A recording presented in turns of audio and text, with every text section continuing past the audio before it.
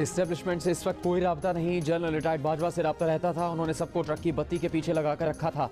Chairman Tehreek Insaf Imran Khan की लाहौर में senior सहाफ़ी से गुफ्तगू। कहा, जनरल रिटायर्ड बाजवा ने शहबाज शरीफ को जेल में फ़ोन करके मिजाज पुरसी की थी। मैंने जनरल बाजवा से पूछा था कि आप ये क्या कर रहे हैं। अगर शहबाज शरीफ की मिजाज पुरसी करनी है तो जेलों में कैद बाकी लोगों को क्या कसूर है।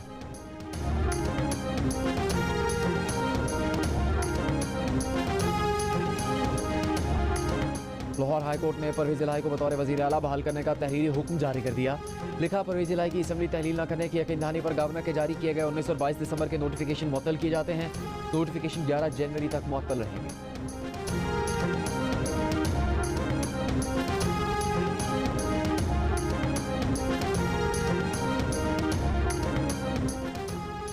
काफ लीग के रहनुमा सेनेटर कामिल अली आगा ने कहा कि 11 जनवरी की अदालती समाअत से पहले वज़ीर आला एतमाद का वोट ले लेंगे।